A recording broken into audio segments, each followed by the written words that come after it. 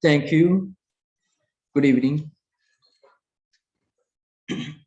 Yogena chittasya padena vacham malam sharirasya cha vaidyakena yopa kuruttam pravaram muninam patanjalim pranjaliranatosmi stuve patanjalim vyasam shankaram cha munitrayam katra sutrasya bhashyasya pramad vivaranasya cha. So we are continuing our discussion. I think we will begin with this 40th Sutra of Samadhipada. The discussion on concentration continues. So the 40th Sutra is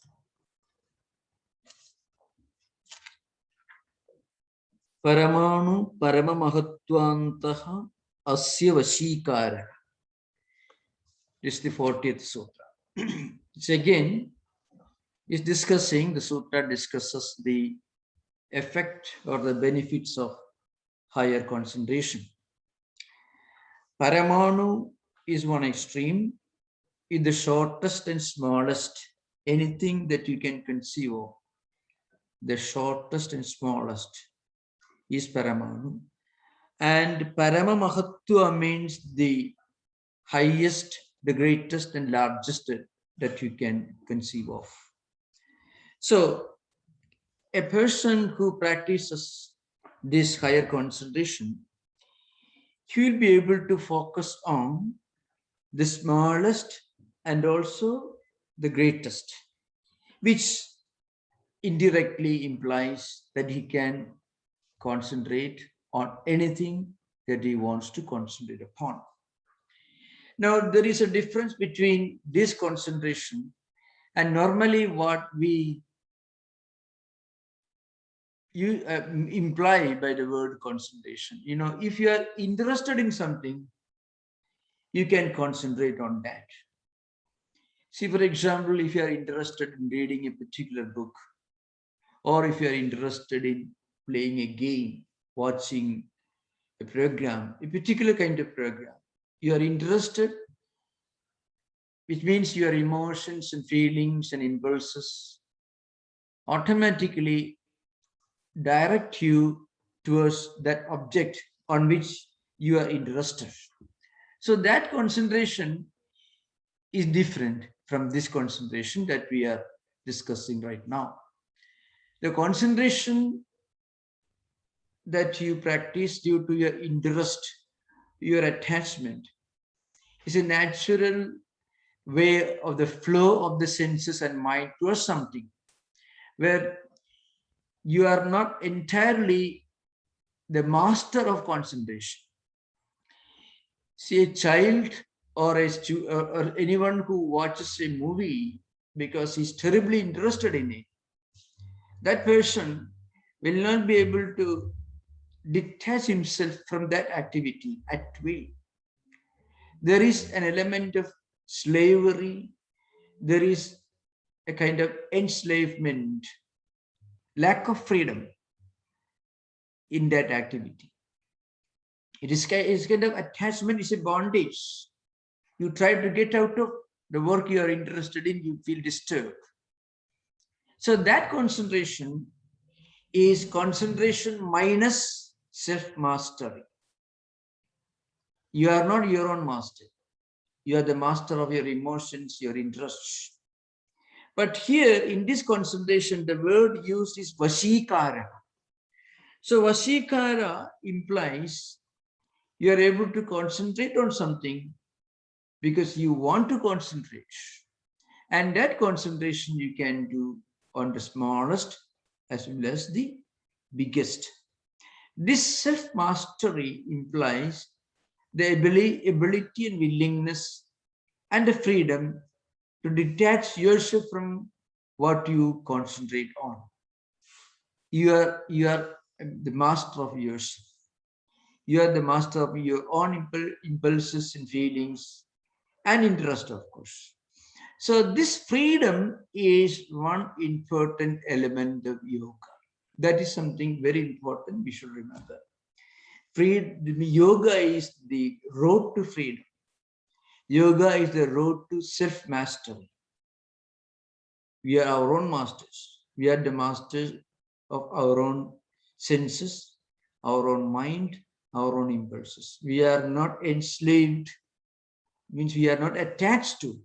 We are not enslaved by, we are not attached to different objects. So that's why the word Vasikara is used, which means it implies self-mastery.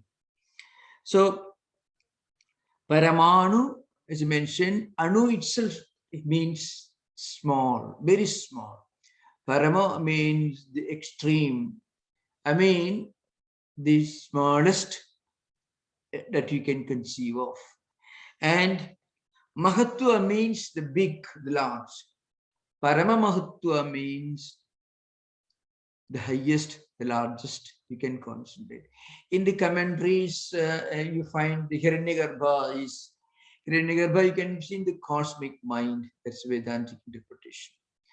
I mean, the all-pervading, the mind which is all-pervading, means it is the largest you can conceive of. So a yogi is able to direct his power of concentration into anything in which he wants to concentrate. So that's the sutra here. And this is the result of the stability and tranquility that you attain as a result of this concentration or ekagrita. Now, the next sutra is very well known and is very important, and in a way, it is descriptive of the higher attainment, samapatti. The sutra is Kshinavrittehi abhijadasya iva manehi grihitru grahana graheshu tatstha tanjanata samapatti. Is a very long sutra. The sutra contains an imagery, an analogy, a comparison, which is not normal in the sutra literature, because sutras are essentially small, brief statements. They don't require and they cannot afford to have an extra word or an extra letter. That means it. So that is the essence of sutra. But here you find abhijadasya manehi. Money means any precious metal. It is money.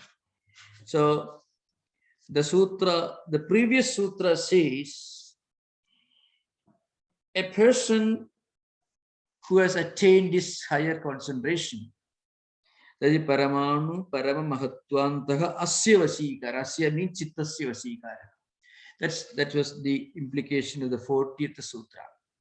So a person or a person's mind that develops the power of stability and tranquility is able to concentrate on the smallest as well as the largest or the greatest. Now, after that, this sutra tells you, as a result of this concentration, as a result of this ekagrita, I mean this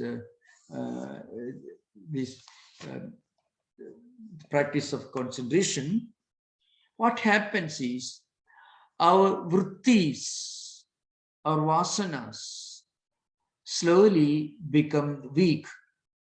Especially the sattvika vasana remains intact, but rajasiga means vrittis linked to enthusiasm, activity, extreme manifestation of physical or intellectual or nervous energy.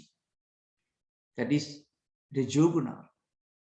Those vrittis, and also vrittis related to ignorance, conflicts, confusion, delusion, that is Tamoguna.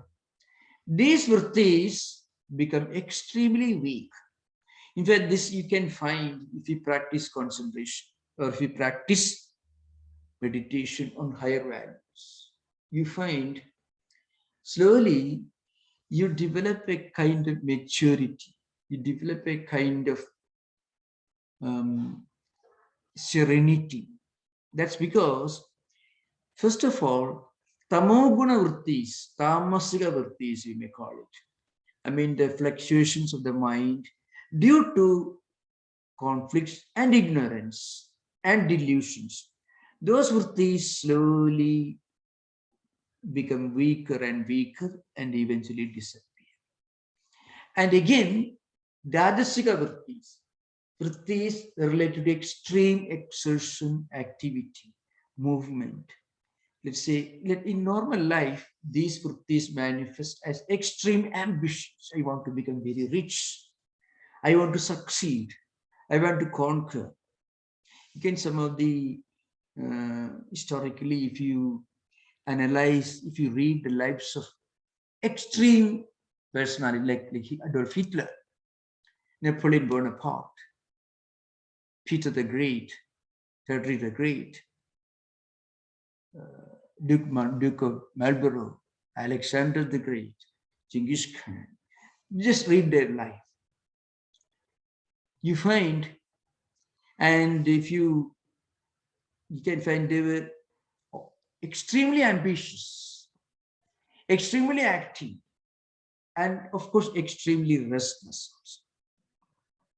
Those of you who have read or watched the Second World War movies in which Hitler talks, it's almost you find a man is taken, is hijacked by his emotions and feelings. Also, you find Napoleon giving orders to his lieutenants.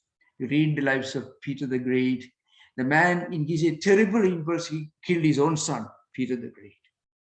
That's what the historians say. So many of these people are examples of extreme forms of Rajasika vrittis. So what are vrittis? We should remember what vritti means. Vrittis manifest as fluctuations, extreme fluctuations. A pendulum of a clock moving from one extreme and with great speed moving to the other extreme. If you can imagine, pendulum doesn't do that, but if you can imagine, mind moving from one idea to another idea. This restlessness contains two types of vrittis in their extreme forms. One is tamasika vritti, because many of these people are under terrible delusions. They can conquer the world, they can achieve great success, they can control the entire universe for a long time, and the wealth and the power that they acquire are permanent. So that ignorance comes from tamoguna, and extreme energy, mad energy going crazy, so to speak in modern language, is linked to rajoguna. So this rajoguna and tamoguna slowly become weak when you try to practice yamas and niyamas, and slowly pranayama is part of it. Pranayama doesn't mean the extreme kinds of breathing exercise, but regulating the movement of energy. That is what pranayama actually, pranasya ayama means restraining, control, regulation. And all asanas are meant to help you for that. And pratyahara, withdrawing the mind from external objects. And dharana, of course, but we are talking about here, dharana, slowly moving towards dhyana, meditation. So this, the first sign that you are actually able to practice concentration, one external sign is you're active, but you're active with some degree of self-restraint. You're ambitious, but you're also self-restrained. So a yogi is not a dead piece of wood, inactive and insensitive. I mentioned earlier on many occasions, some of the most hardworking human beings world history has produced were yogis, and remember, not CEOs. Just imagine the amount of work they did. And the amount of work they did becomes more and more relevant as we pass from generation to generation. So that's why Vashikara, the word Vashikara used in that sense. I mean, control with self-mastery, action with self-mastery. So when Rajoguna and Tamoguna slowly become weak, and eventually when they disappear, you acquire self-mastery. There's a Kshina Vritteki. In fact, Vyasa's commentary says, Kshina Vritteki abhijadasya yuva manehi grihitru grahana graheshu tatstha tanjanada samapatti. That is the sutra here. It means that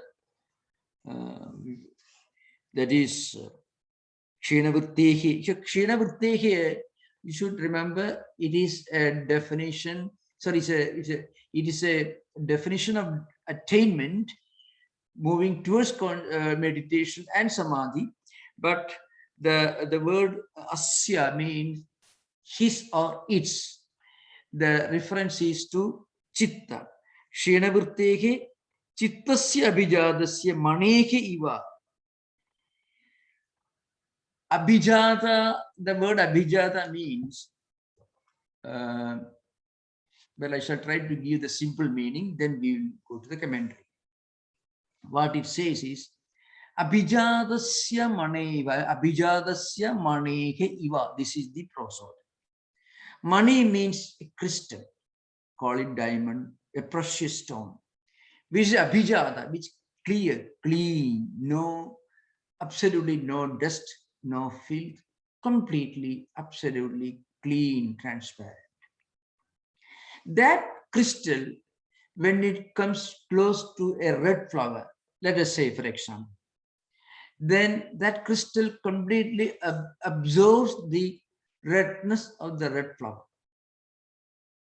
And the completeness with which it absorbs the redness of the red flower depends upon the clarity and the transparency of the crystal. If the crystal is little muddy and dusty, then the redness of the red flower will not completely manifest, will not reflect on the crystal.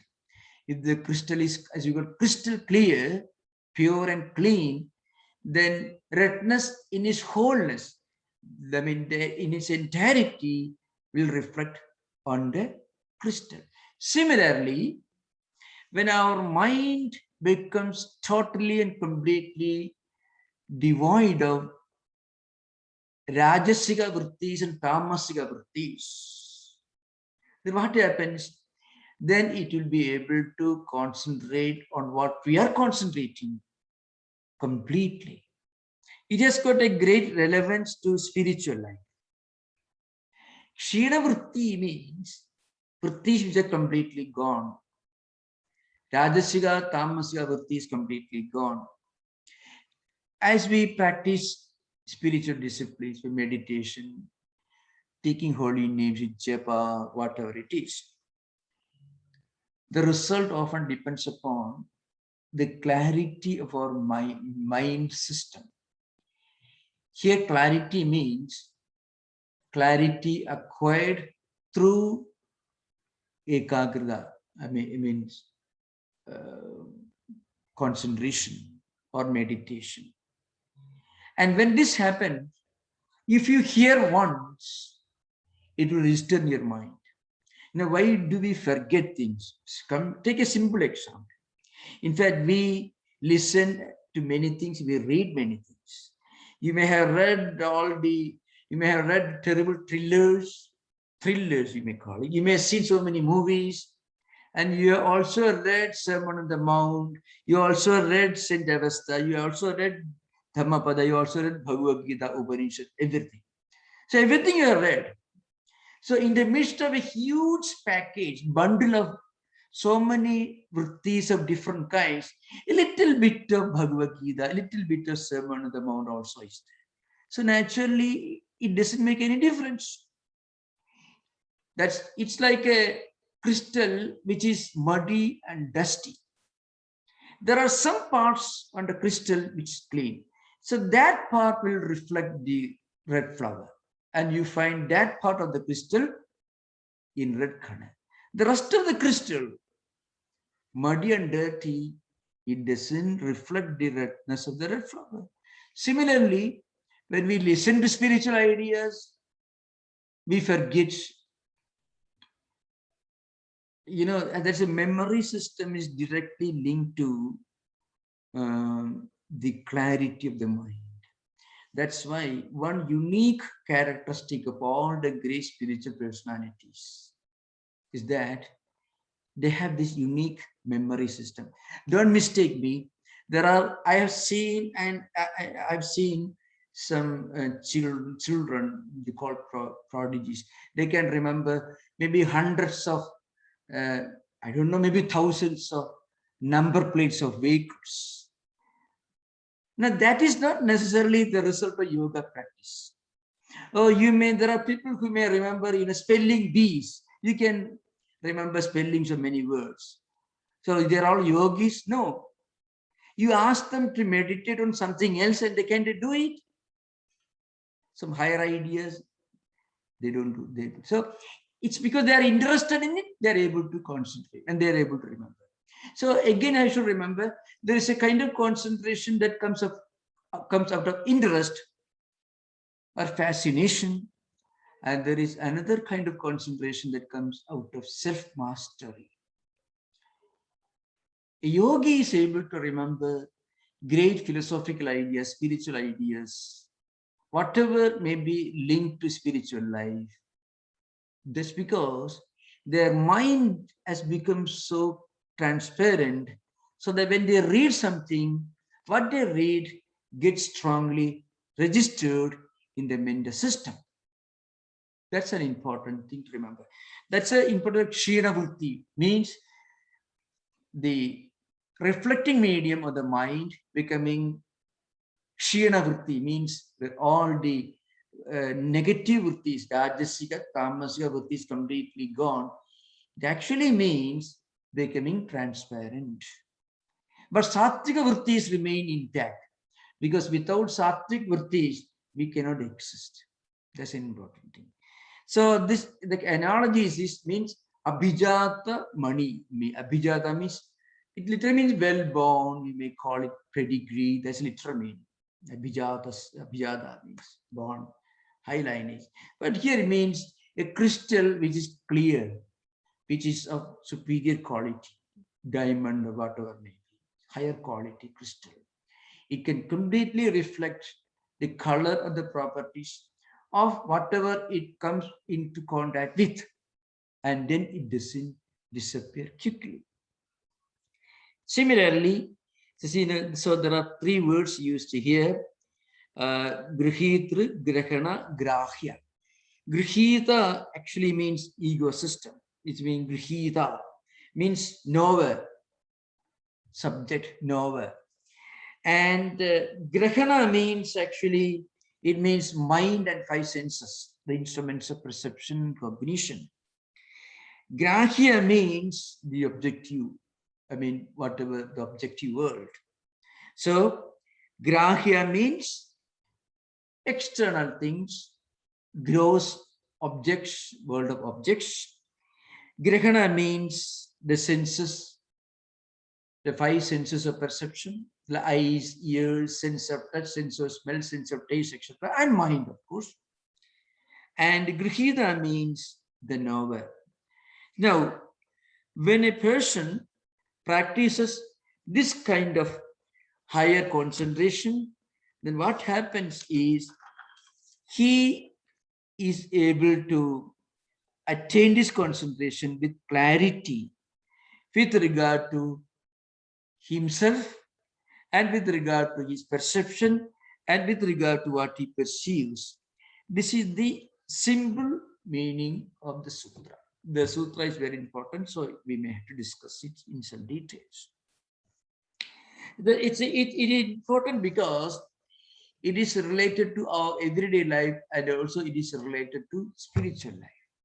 So many of the commentators coming from the devotional tradition, They try to explain this sutra and its importance in devotional life. For example, say there is a Navadha Bhakti. Actually, it comes from a devotional classic like Bhagavata Purana, where Prahlada, the son of a demon, Hiranyakashipu, he teaches his friends, and his friends are all children of demons, not necessarily devotees. And he is Sravanam, Kirtanam, Vishnu, Smaranam, Padasevanam, Archanam, Vandanam, Dasyam, Sakyam, Atma Nivedanam. 9 types of devotional disciplines are expounded here. You listen to higher ideas, spiritual ideas. Well, in modern context, if you stretch the interpretation little beyond its immediate scope, we can say you listen to something positive, something that is edifying, something that is spiritually uplifting. And then you discuss that. And then you try to bring back that memory, smaranam. And then you honor it, you respect it, you think of it with great reverence. And of course, other disciplines are given, you should do puja, then you should do pranam, you should, all these are all part of the typical old devotional schools. So the context here is, when we listen to some great ideas, we must listen to that great idea with great concentration. And depending upon the sublimity or the spiritual nature of the ideas, as we listen more and more, as we feed our mind with more and more higher thoughts, all these vrittis, Rajoguna related vrittis and Tamoguna related vrittis, slowly become kshina. So it's called kshina vritti. Kshina means, that's the meaning used in the sutra. They become weak. Because the mind is, as I mentioned, a bundle of samskaras. And samskaras are the manifestations of these vrittis that we are talking about. When we try to read a good book, nothing very comical about it, but something that contains some profound spiritual ideas, we are not able to concentrate on it. That's because the Rajasiga and Tamasika, Rajoguna vrittis and Tamoguna vrittis or samskaras or fluctuations of the mind, linked to extreme activity and linked to ignorance and delusion. These negative vrittis interfere with our effort to connect our mind with something positive. So the mind is not able to remain fixed or concentrated on this higher idea.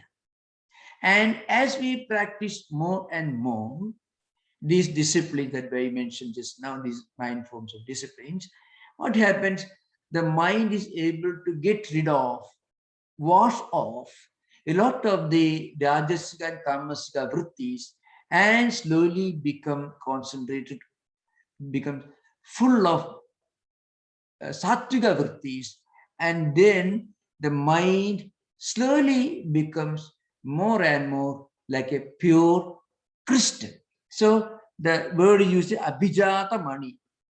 Abhijata means, let us say, if you go to a jewelry shop and if you look for a higher diamond, best diamonds or Belgium cuttings, as you may read about it, higher things, people, because they're crystal, they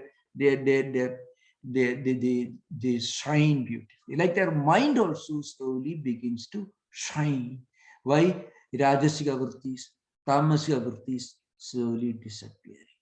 That's why when we try to meditate, we feel a lot of serenity, peace, and tranquility. Many of our own devotees in Vedanta society have mentioned innumerable times, on many occasions, that when they sit in the temple, when they do meditate, when they read some great books, they feel a lot of peace of mind. What does it indicate? You get peace of mind when your Rajoguna vrittis become slowly, a bunch of Rajoguna vrittis disappears. And to that extent, it's peace of mind. You call it serenity, contentment. And also a lot of wrong delusions and misunderstandings and conflicts also go away. And the disappearance of these negativities will manifest in the form of this inner feeling of contentment, fulfillment, satisfaction. That's what it is. So that is the implication of this uh, analogy. I mean, now another very important thing. There are three terms used here: grihitru, grahana, and grahya. And now in the sutra, the order is put actually in a descending order. Grihita is the subtlest, I mean the knower, and grahana is the next, I mean knowing, and then what is known is the grossest. So this should be put in reverse order. In real spiritual life, first you develop an ability to concentrate on things which are somewhat gross. See, that's why people sometimes make a very huge image. If you go to Bombay during Ganesh Chaturthi, huge Ganesh Murti, we call it. Or you want to build a big cathedral. It's also actually an example. Or a big masjid. Or big 180, I don't know how tall it was, Bamiyan Buddha. No, unfortunately, it's no longer there. That is, the reason which I don't want to discuss right now. The point is, so all these grand, great statues and images of Buddha or Christ or maybe cathedrals or temples and images, why? It is needed because that's where you begin your concentration. You have to begin your concentration with something that is gross. For that, you need a big crystal, marble, beautiful, huge cathedral. Christ didn't need that, but we need that. Because Christ could concentrate on God without the help of that. We can't do that. So we need something really on a big scale. So we need that. So that's where we begin our concentration. That is, grahya means sthula, external. Next one is, grahana, senses, mind and these 5 senses of perception. Next stage of concentration, the senses. People who won't require anything on a big scale, they can concentrate, they can think in their mind what they read in a book, the Bible or the Gita or Dhammapada or anything, and in their mind they can concentrate and they can feel one with those great ideas. That is also one. Or they can think of this, listening to something, reading something.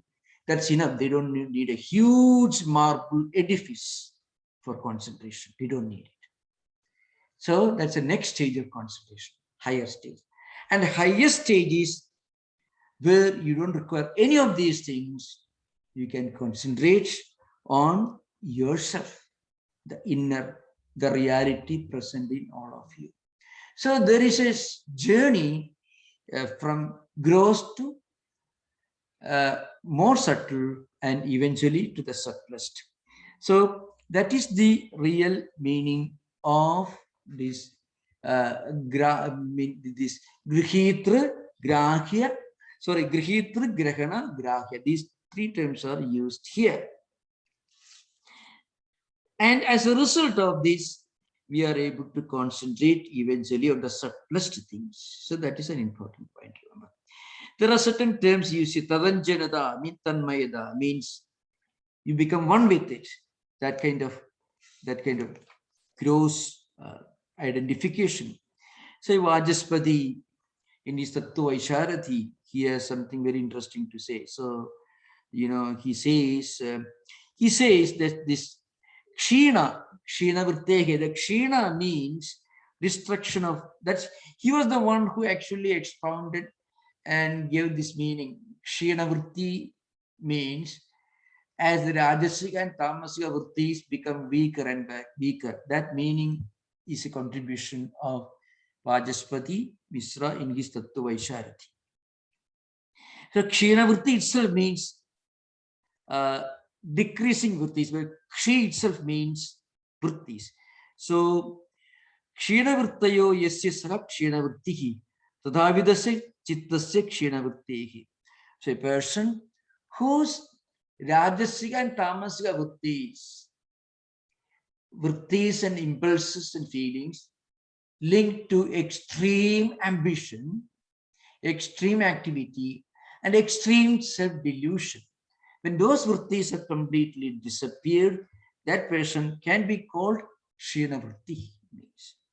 For such a person, this concentration becomes attainable. He attains concentration because a person, the mind of a Kshina Vritti, the mind of a person whose vrittis have become pure, sattviga, because Rajasiga and Tamasiga vrittis have gone, such a person becomes, his mind becomes like a pure crystal, which completely reflects whatever he wants to concentrate upon.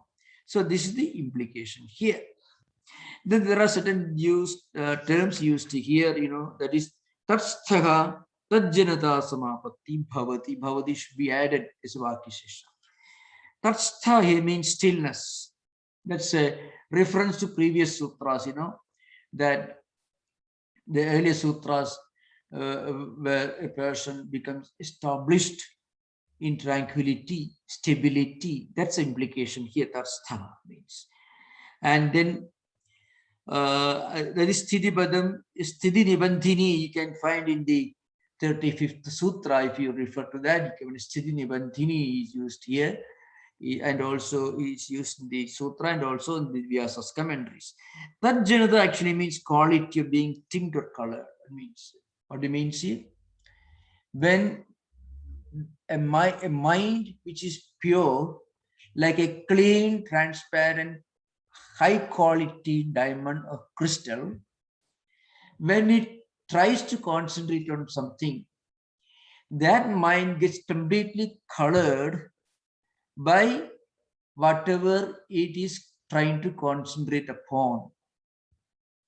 So, in other words, the first step in spiritual life is to reduce the quantity of Rajoguna and Tamoguna.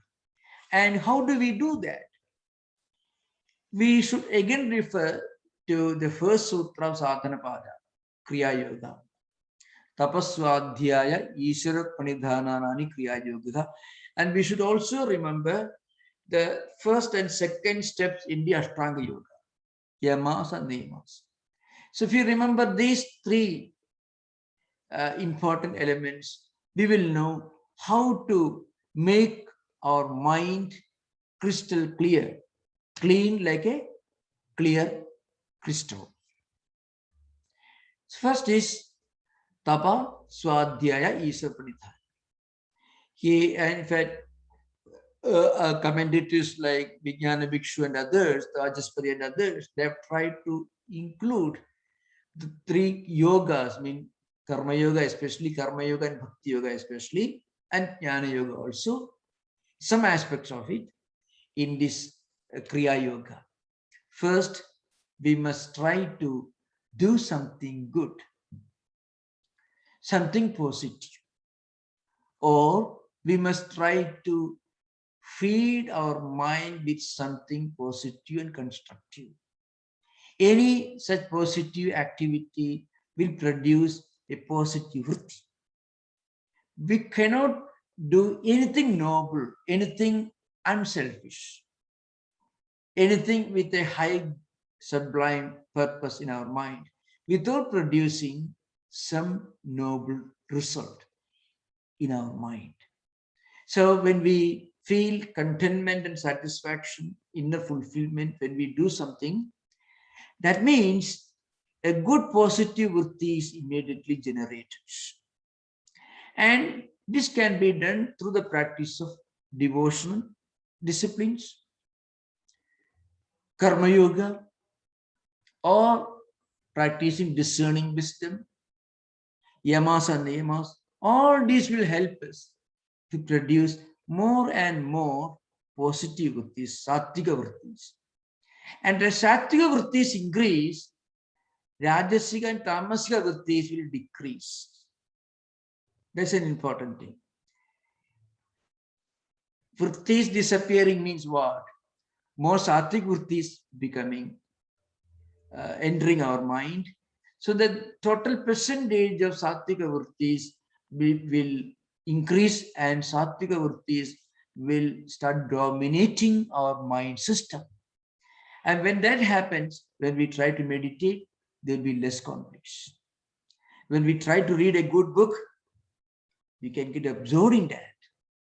Otherwise, if Rajasiga Vrittis and Tamasiga Vrittis are dominating, you try to read Sermon on the Mount, you feel a great desire to put the book down and read some comics or something even much worse. Because the mind will not cooperate with you when you try to read something that is profound, spiritually elevating. For that, you need a good friend, and the good friend is sattvic qualities. When the mind is full of sattvic qualities, then when you try to watch a good movie, something which is spiritual message, when you try to do some good work, good job, engage in good activity, try to meditate. Whenever you try to do, your mind will be your friend, your mind will congratulate you, your mind will shake hands with you. On the other hand, when you don't have enough sattvic vrittis, then the moment you start reading some good book, immediately there is a temptation to go something else and read some newspapers. I know I'm not hostile to newspapers, but I would always prefer the Sermon on the Mount would be a much better alternative than San Francisco Chronicle or any newspaper for that matter. So for a spiritual life is concerned. In other matters, you need all of them. So that's how good activities and begin discussion or reading. All these are different ways of feeding our mind with sattvic vrittis. And as sattvic vrittis increase, they start dominating the mental system, and in direct proportion to this, rajasiga and tamasika vrittis slowly decrease. This is what happens. And such a person is called kshina vritti. This is possible. Of course, it's a much more direct method that you find in the Ashtanga Yoga, yamas and niyamas. When you practice ahimsa, satya, steya, brahmacharya, avrigraha, shauja, santosha, tapaswadhyaya, isapanitha. The first one directly linked to mental and moral disciplines which are universal. The second set of 5 disciplines are linked to actual performances and practices. When we practice yamas or niyamas, what happens? All rajasiga and tamasika vrittis slowly become weaker and weaker. Their ability to interfere with our mind when we try to do something noble, that decreases, because sattvic qualities will start emerging, and sattvic qualities will help us to move forward in our spiritual disciplines. This is an important thing that is implied here. And then what happens? The mind becomes more and more abhijada, means high quality crystal. All the dirt and filth which are accumulated on the crystal surface will slowly be washed away, and mind will reflect whatever it's trying to concentrate upon with great clarity and with great completeness of thoroughness. So that is the implication of this particular sutra. Now we will come to the next sutra.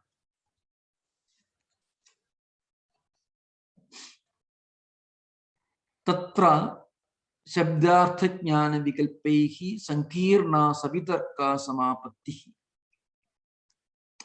Now, in these kinds of types of concentrations, Shabdam, Artham, and Jnanam. Shabda, Artha, and Jnana.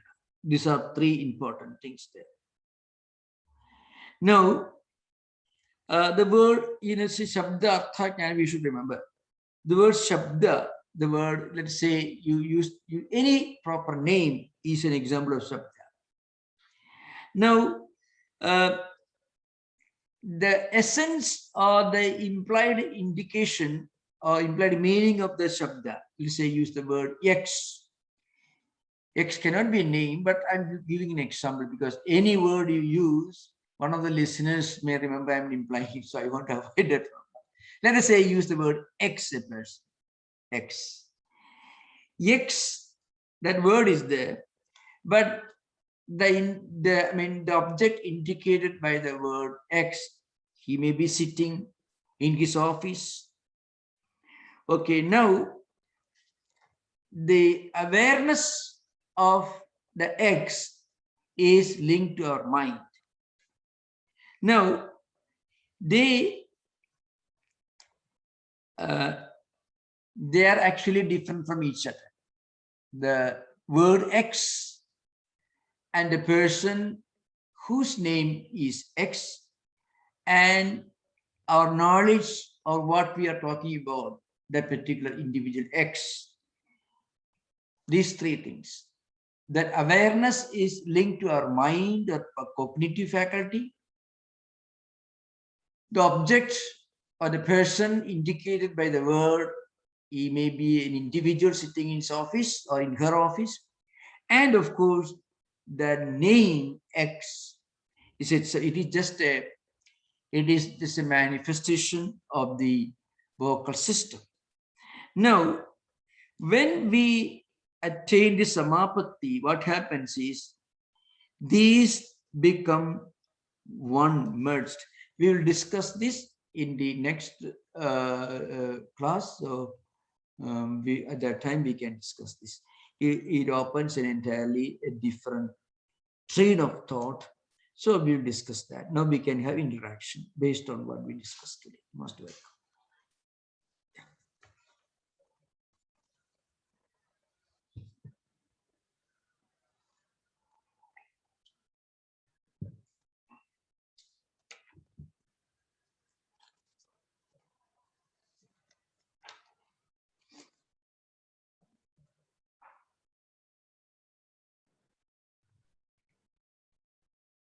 Miji, you mentioned that somebody who's interested in a topic, because he's interested, he can focus.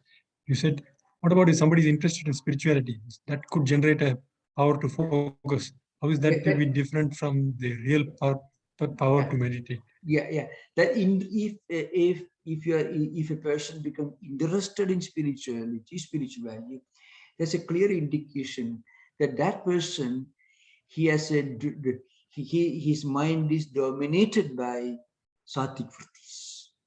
Without an abundance of sattvic vrittis, you cannot be interested in something which is not empirical, which is not part of the objective empirical world. So that's an important thing to remember. That's why, empirical means sense. It is not sense. It is not sense gratification. Yeah, spirituality is something that we don't try to understand or judge in terms of our sensory world. So what's the advantage of being spiritual? The advantage of being spiritual is that we become spiritual. There's no advantage. The moment you try to think of the benefit or utility of being spiritual, then you are no more spiritual. So even a casual interest in reading a book on some higher values, spiritual values, it doesn't emerge, doesn't come to your mind. You can't have that thought even unless you have some sattvic qualities in the mind. This is an important thing because a mind is completely dominated by rajasic and tamasic vrittis, cannot think of anything beyond the world of the senses. That's an important point.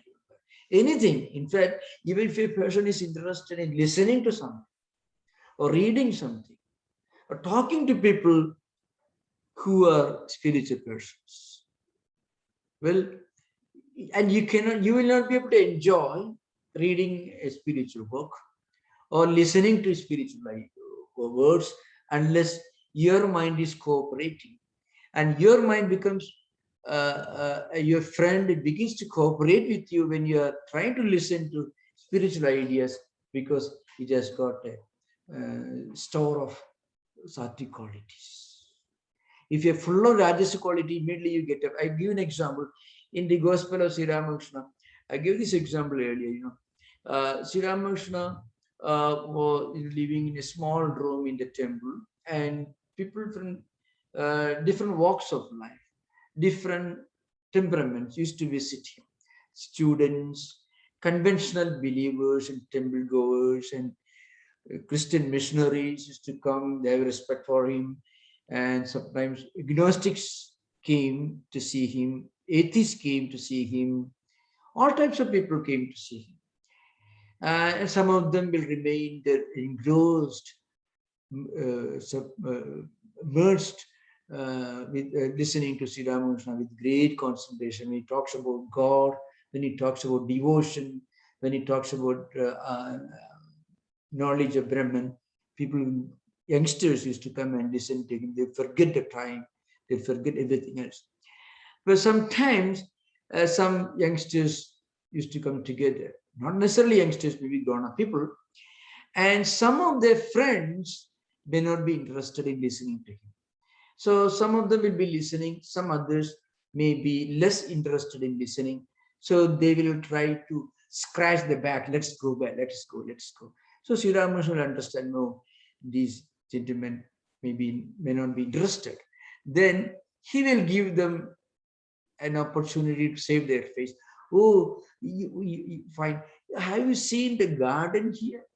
Why don't you go and have a look at the garden? Wonderful flowers, flower plants, trees, and beautiful building, and river Ganga flowing right in front of you. Why don't you have a look at those flowers? Sri Ramakrishna would not say, if you are not interested, you leave your. He won't say that. We wanted to give them an opportunity. He was very positive. He was very humble. He was very polite, because he knew that one day they will also start coming to listen to him. If not now, maybe after some time. So right now they are not interested, they are not ready, because sattvic qualities are not enough in their mind. There are a lot of rajoguna and tamoguna. So that's why they cannot feel at home by listening to Sri Ramakrishna's instructions. But devotees full of sattva-guna, they will remain seated there, listening with full concentration. Now, Yam, the chronicler of Gospel of Sri Ramakrishna, he accidentally came there and he never left the place. He came there and he stayed for a short time. Again, he felt an irresistible compulsion to come back again. And he started coming regularly. And once he came, he forgot his time, everything. He sat there listening to Sri Ramakrishna. And he became the recorder, the chronicler of Sri Ramakrishna's instructions. Other youngsters will feel a bit disturbed listening to spiritual ideas. So they will start, well, let's go back, let's go, Sri Ramakrishna. All right, why don't you go and have a look at the flower garden?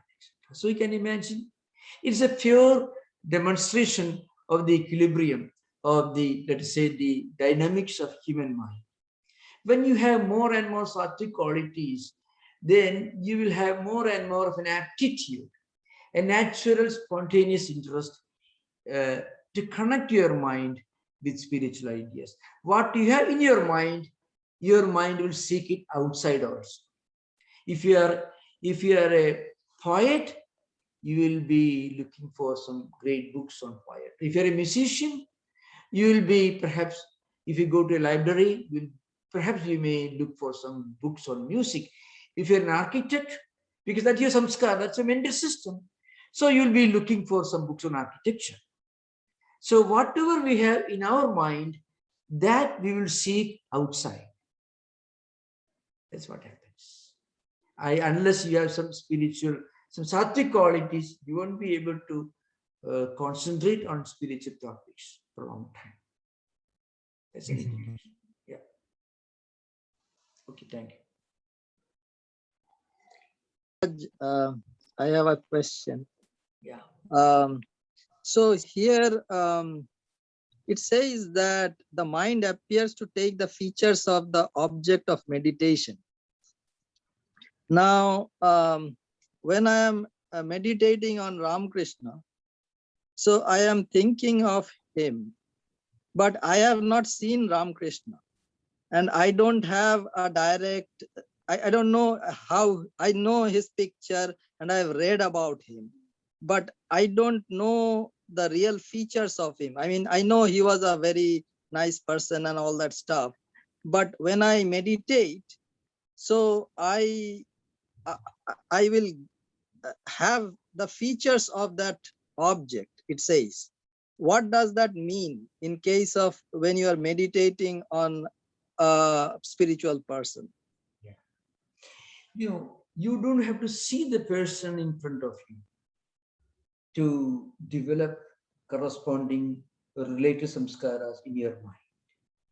See, if you sit here and start thinking of new, let's say, Greenland, you read about the book Greenland. So, and then one day tomorrow you go to a library and you find a number of books scattered on the table. There are many books, but there's one book dealing with Greenland. You immediately go and take that book and read. Why? You are not being to Greenland. You may have heard about it. You may have read about it. So all these will create some samskaras in your mind related to a place that you're thinking about. And tomorrow when you go to library, or you maybe find a person that just returned from there, you may ask him about the place. So how does it happen? Because when you think, when you concentrate, when you read, you are actually accumulating related samskaras in your mind. The samskaras will not ask you permission to come to your mind. It comes automatically. When you read about something, when you listen to something related to that. So this is an important thing to remember.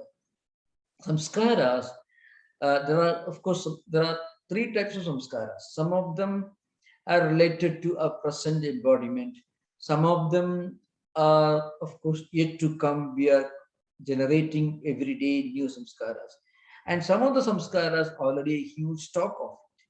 So when you read something, you are actually generating a new set of samskaras. Samskaras mean impressions and feelings. And later, when you see something, when you read something, your mind will automatically goes towards that. So there is an invisible connection between what you have in your mind and what you seek and search for outside. You cannot, you will not search for anything outside unless you have a little bit of that in your mind in the form of samskaras and impressions. That is fully corroborated by Buddhist psychologists. Buddhist Vijnanavada, called Yogacara system, they have developed a wonderful, huge, and well-developed system of psychology. So they believe, our mind goes out in search of what it has already acquired and accumulated in the system. Otherwise, it won't go out. That's the thing. Thank you so much. Yeah.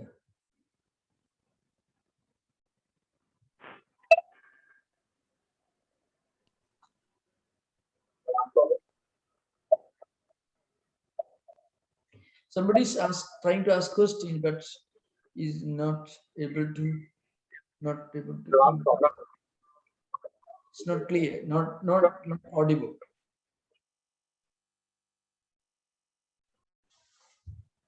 Speaking from India. Yeah, but it's not audible. He's speaking, but I don't think so. No, Yogi, go ahead and ask the question. Pranam Maharaj. In Bhagavad Gita, Lord Krishna says, Chaturveda bhajante mam. In that Artha and Artharthi, are they full of Sattva Guna or do they have other gunas? Yeah. Without Sattva Guna, they won't turn to God. Artho Jijnasarartharthi Jnani cha Bharadashava. Now, Shankaracharya in his commentary says, Utkrishta Chitta, Sarvede Utkrishta Chitta. All these are noble-hearted beings. Shankaracharya says in his commentary on the Gita. Artha means, let's say, to give an example, you are sick, you are suffering from a problem, and you turn to God in search of a solution as a last refuge. Such people, devotees, are called Artha. Artharthi means those who want wealth or something empirical, looking for something. Artha means what you Artha means what you are actually seeking outside. It may be wealth, it may be health, it may be affluence, whatever it is. So, two types of people are mentioned in your question. So I'm referring to that. Artho, Jijnasu, Artharthi, Jijnasu and Jnani are higher categories. They belong to higher categories. So Artha means those who are afflicted with some problem, disease or whatever it is, and turning to God in search of a solution. Arthati means they have some problem they want, and they are suffering from the absence of what they are seeking. So they are turning to God. They both belong to the category of the noble-hearted, according to Shankaracharya, because without sattvic qualities, you will not turn to God. See, if you are a very greedy person, if a person is very greedy, if you want wealth, and if he's going to temple and or maybe any place of worship or turning to some idea of God in any religious tradition, that means this person in his mind, he thinks that God is one who solves this kind of problems. He doesn't turn to something much worse. There are so many people who think of God or religion or spirituality as a last refuge to their problems. They will turn to something much worse, which I don't want to mention. But instead of turning to something despicable, some undesirable channels, these people, they're noble-hearted, as Shankaracharya says, they're turning to God. If you have a problem, yes, you turn to God. God will listen to your problems also. But you cannot claim to be a devotee of the highest type. If you want to be considered to be very high devotee, then you should not turn to God for any material fulfillment.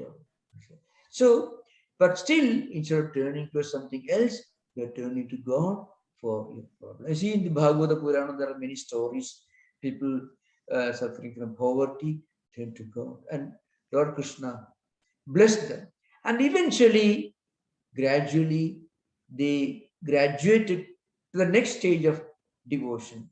They started turning to God without any prayer, without praying for anything material. So there's a gradual evolution even in devotion life.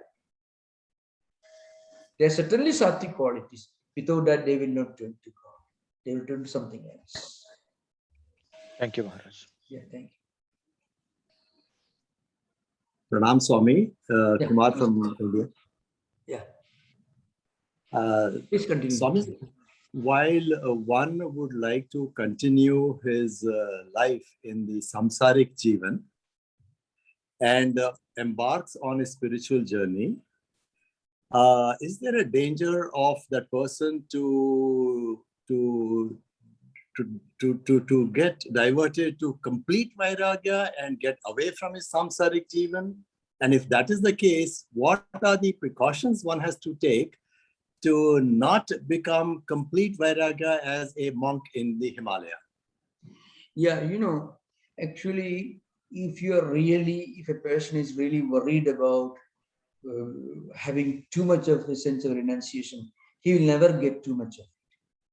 Unless a person really is willing to sacrifice everything and going in search of the highest, unless he has this complete sense of renunciation already, he will not get it. That's an important thing. So there is no need to have any kind of fear. It never happens. This is an important thing. Psychologically, we will never get anything that our mind is not yet ready. And when our mind is really ready for it, then when we get it, it will not be a problem. You feel it's a problem because we are not ready for it. And when we are not ready for it, we will never really get it. We may pretend, but we will not get it. And when we are really ready for it, then we will consider it a blessing. That's the point. Yeah. Very good. Thank you, Swami. Pranam. Thank you.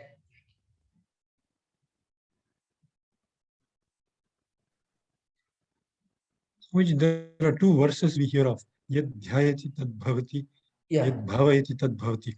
Yeah. And what you described about the Patanjali Yoga Sutras, I can see them as a result or the outcome of different sutras that we have seen. Yeah. Is that correct, Swamiji? Yeah, correct. Yeah, right. Thank you, sir.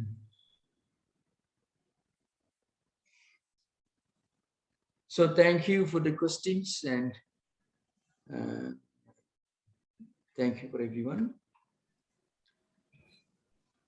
Om Shanti Shanti Shanti Harihi Om Tat Sat Sri Ramakrishna Pranamastu